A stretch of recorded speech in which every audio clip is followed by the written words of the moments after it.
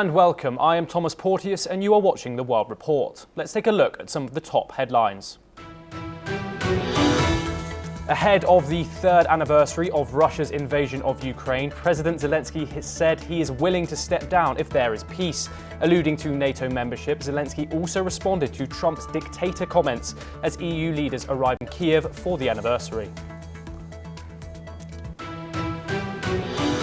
Israeli PM Benjamin Netanyahu has warned that Israel may resume the war in Gaza amid uncertainty over the ceasefire with Hamas. Israeli military action has stepped up around Gaza in the West Bank, as Arab leaders meet in Egypt to discuss the war. Friedrich Merz's Conservative Party have won the German federal election, while the far-right AfD finishing second with a record share of over 20%. Merz has ruled out working with the AfD, but forming a coalition could be complicated after the Social Democrats suffered their worst result ever.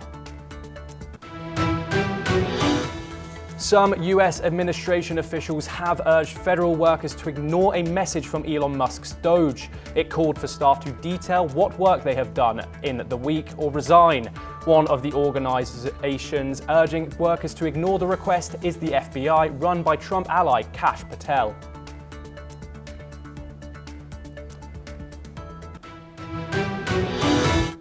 Ukrainian President Volodymyr Zelensky has announced his readiness to step down if it would secure peace or facilitate Ukraine's entry into NATO.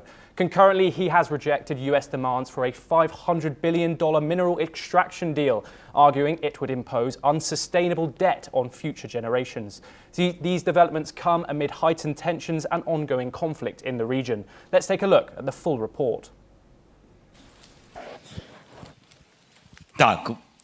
З останнього, якщо мир для України, якщо вам дуже потрібно, щоб я залишив свій пост, я готовий.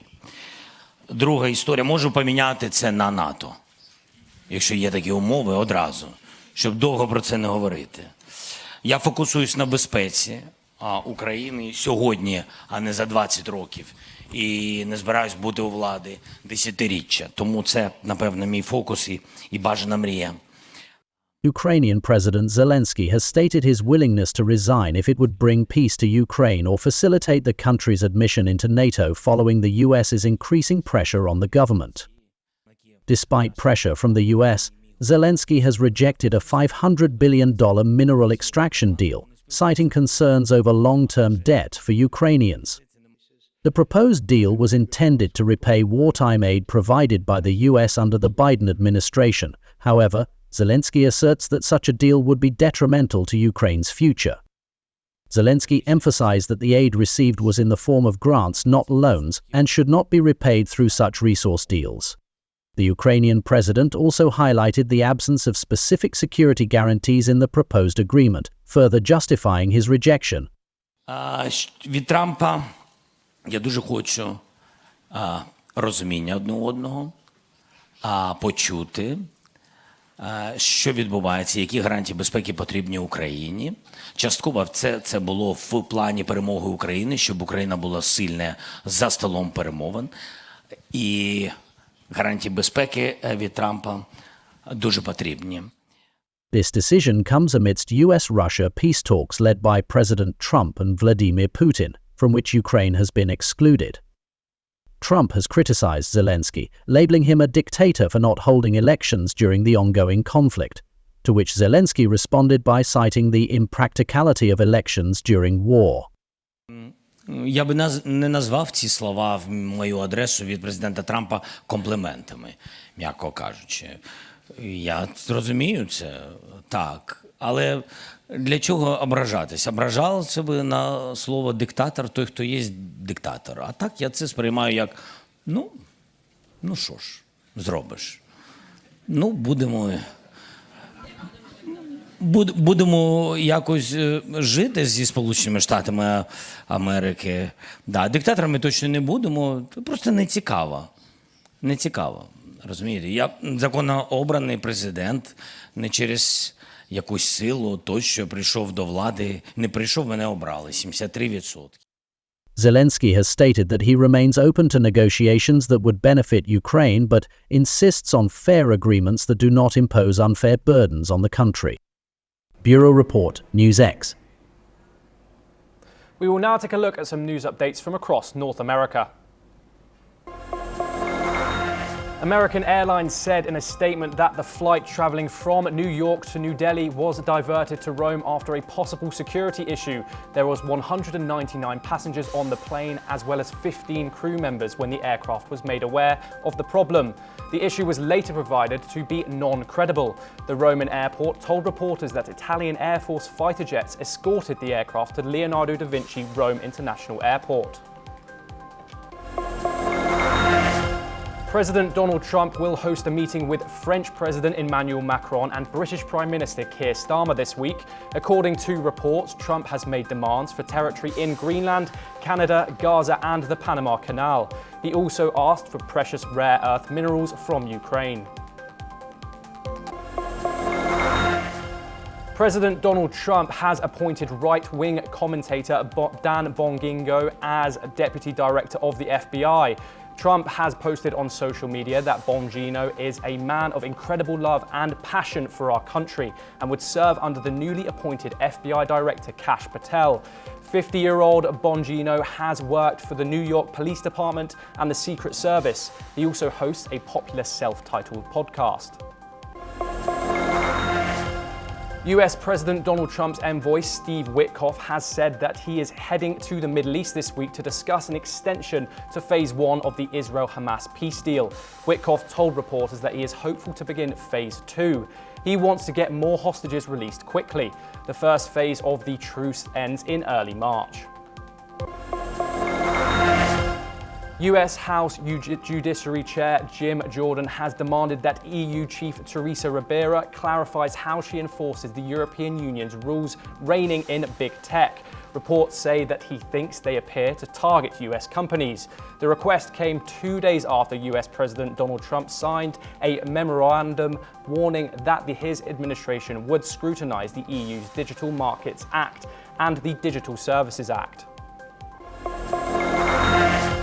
The Canadian Armed Forces are no longer requiring some applicants to take aptitude tests when they apply to join the military. Canada's military is short of more than 13,600 members. Reports say by early summer they will start screening more people with pre-existing medical conditions. They will give new recruits with medical conditions a shot at joining rather than automatically turning them away. Major General Scott Malcolm said the military Surgeon General told reporters that people with conditions including ADHD, anxiety and asthma can apply to the military. Tensions continue to rise as Israel prepares for potential escalation in Gaza. Prime Minister Netanyahu has confirmed the country's readiness to resume conflict at any moment. Meanwhile, Israeli tanks have entered the West Bank for the first time in decades, marking a dangerous shift in the region. אנחנו נכונים לחזור בכל רגע ללחימה עצימה. התוכניות המבצעיות כבר מוכנות. Israeli Prime Minister Benjamin Netanyahu has declared that Israel is prepared to restart the war in Gaza at any time to achieve its goals. He further stated that Israel will escalate the conflict if needed. אני מבקש להעביר כאן את עיקרי המדיניות שלנו. בעזה חיסלנו את מרבית הכוח המאורגן של החמאס, אבל שלא יהיה ספק, אנחנו נשלים את מטרות המלחמה לרבות זו עד תום. This decision has come after Hamas conducted what Israel considers humiliating ceremonies while releasing Israeli hostages. The White House has supported Israel's delay, citing the brutal treatment of Israeli hostages by Hamas, with President Donald Trump reaffirming full US backing for Israel's actions. Meanwhile, Israeli tanks have entered the occupied West Bank for the first time in decades, prompting condemnation from Palestinian authorities as a dangerous escalation. In response to the ongoing conflict, Syria's interim president Ahmed al-Shara has been invited to attend an Arab League summit in Cairo on March 4, which will focus on the Gaza situation. Meanwhile, the United Nations has raised alarm over rising violence by Israeli settlers in the West Bank, as Israel has expanded its military operations in the area. Bureau Report, NewsX. We will now take a look at some news updates from Europe. European Union leaders have arrived in Kiev to commemorate the third anniversary of Russia's 2022 invasion of Ukraine. The visit demonstrates solidarity with Ukraine amid tensions between Kiev and the new US administration. Discussions are expected to focus on peace, security guarantees, and the future of collective security in Europe. Pope Francis remains in critical condition with blood tests indicating mild kidney failure. The 88-year-old pontiff has been hospitalized since February the 14th due to double pneumonia and a complex infection. Doctors describe his prognosis as guarded. The Vatican has requested prayers for his recovery.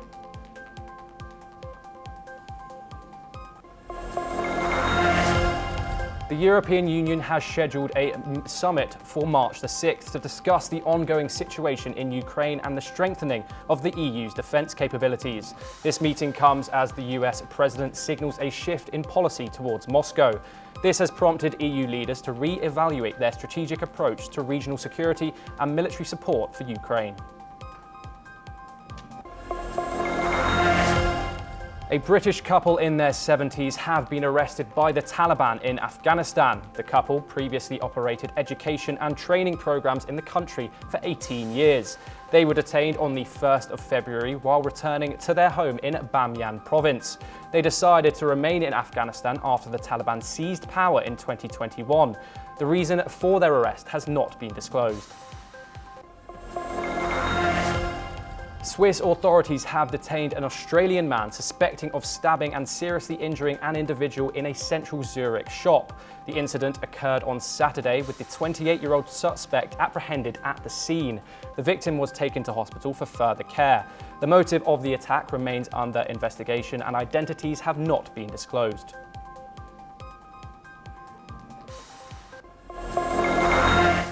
Sudan's paramilitary rapid support forces have signed a charter to establish a rival government, intensifying the nation's political and military turmoil. With accusations of crimes against humanity and mounting international concern, the country edges closer to deeper fragmentation and crisis. Let's take a look at this report. Sudan's paramilitary rapid support forces has signed a charter with allied political and armed groups to form a government of peace and unity amid the country's ongoing 20-month war. The signing took place behind closed doors in Nairobi, Kenya, as the Sudanese armed forces continue to make gains against the RSF in Khartoum and other regions. The RSF has been accused of crimes against humanity and ethnic cleansing, with international bodies and the US raising concerns over its actions. The newly signed charter calls for a secular, democratic state with a single national army, but still allows armed groups to exist independently. Sudan's army-aligned government has rejected the parallel government, warning it will not accept any country recognizing the RSF-led administration. The United Nations has cautioned that this move could deepen Sudan's fragmentation and worsen the ongoing crisis. The conflict has killed over 20,000 people and displaced more than 14 million, creating a humanitarian disaster across the region. Bureau Report, NewsX. Now let's take a look at some news updates from the Indo-Pacific region. Japan and the Philippines have agreed to strengthen defense ties to address growing security concerns in the Indo-Pacific. Japanese Defense Minister General Nakatani announced the agreement in Manila, meeting with Philippine Defense Secretary Gilberto del Toro. He highlighted the need for increased military cooperation, intelligence sharing, and strategic dialogue. The two US allies, facing China's assertiveness, previously signed a military pact allowing troop deployments. Japan has also provided security aid, including coastal radars and patrol boats, to enhance the Philippines' defense capabilities. The Thai Progressive Party is holding off on expelling Bangkok MP Man Pyang-jit, who has been charged with raping a Taiwanese tourist in Chiang Mai, until the court's decision. The alleged incident took place on January the 9th at a hotel after he returned from a nightclub. The party acknowledged his public concern, pledged to handle the case fairly, and apologised, vowing to prevent incidents in the future. Bangladeshi students who led last year's protests against Prime Minister Sheikh Hasina are set to launch a political party this week.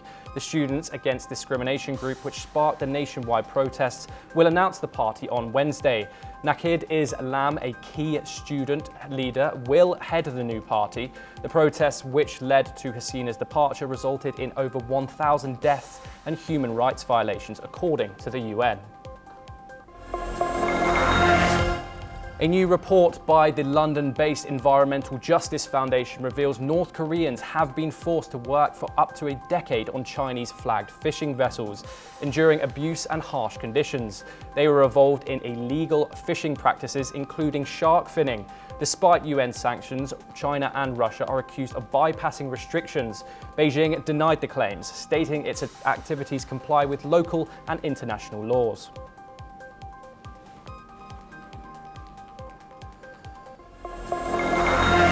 Several US agencies have rebelled against US President Donald Trump's advisors Elon Musk's orders. Musk had asked employees to report their work accomplishments or lose their jobs. However, employees, including from the FBI, have been asked to ignore the mail. Meanwhile, Trump continues his takedown of US aid. Here is a detailed report. Rebelling the campaign by US President Trump's advisor Elon Musk, several Trump-appointed agency leaders urged federal workers not to comply with Musk's order to summarize their accomplishments for the past week or be removed from their positions. Trump administration appointed officials at varied agencies including the FBI and the Departments of Defense, State, Energy, Health and Human Services and Homeland Security told their staff not to respond outside their chains of command. Trump-appointed FBI Director Kash Patel, in an email sent to staff, said, "The FBI, through the Office of the Director, is in charge of all our review processes." Musk's email had even reached the inboxes of sitting federal judges. The Administrative Office for the Federal Courts advised judges and staff that this email did not originate from the judiciary or the Administrative Office, and we suggest that no action be taken. Meanwhile, the Trump administration has placed most USAID employees back on administrative leave from midnight on Sunday and laid off hundreds more. The notice to USAID employees from the Office of the Administrator said that designated personnel responsible for critical functions or in leadership would be exempt from administrative leave. In addition to some 4,200 staff who are being placed on leave, at least 1,600 employees are being fired. It's not clear how many employees will be kept on, but USAID had previously deemed 611 personnel to be essential. Bureau Report, NewsX. We will now take a look at some news updates from the world of business. South Africa is facing widespread power cuts. This comes as Eskom, which is the national energy provider, announced rolling blackouts due to multiple failures at coal power plants. The electricity load shedding, which can last up to 12 hours a day, comes after a period of improvements and follows years of crippling power shortages. Eskom is under pressure to transition to renewable energy while managing its significant debt and ongoing challenges with plant maintenance. Alibaba announced plans to invest around $53 billion in AI and cloud computing over the next 3 years, marking its largest tech investment yet. The move follows co-founder Jack Ma's recent meeting with President Xi Jinping and comes amid a surge in Alibaba's stock to 3-year highs.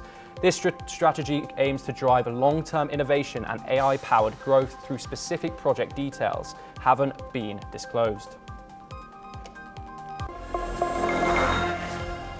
Asian markets mostly fell after Wall Street's weak performance and disappointing US economic data raised concerns about inflation and interest rates. Meanwhile, Germany's conservative CDU alliance secured a major election win, boosting the euro. Oil prices continued their slide amid fears of weakening demand and a possible easing of sanctions on Russian exports. Indonesia's President Prabowo Subianto launched a new sovereign wealth fund, Danatara, aiming to manage over $900 billion in state assets to drive economic growth. With an initial $20 billion budget, the fund is set to finance major projects, but has sparked protests over austerity measures. Indian stocks are seeing a significant drop in price-earning ratios, with the Nifty 100 index falling 17.2% from September 2024 to the end. Experts suggest while there is a risk of further declines, the current dip presents potential buying opportunities for long-term investors.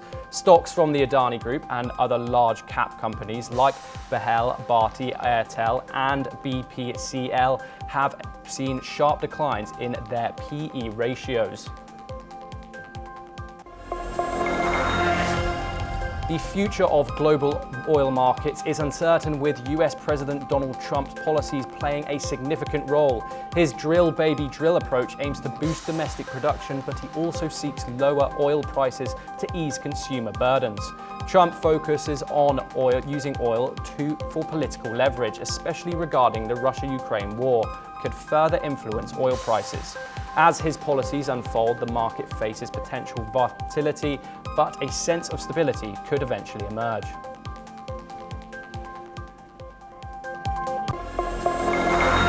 Lebanese President Joseph Aoun met with an Iranian delegation in Beirut to urge national unity and non-interference in Lebanon's internal affairs.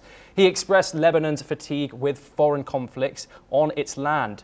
Meanwhile, large crowds gathered for the funeral of Hezbollah's former leader, who was killed in an Israeli airstrike.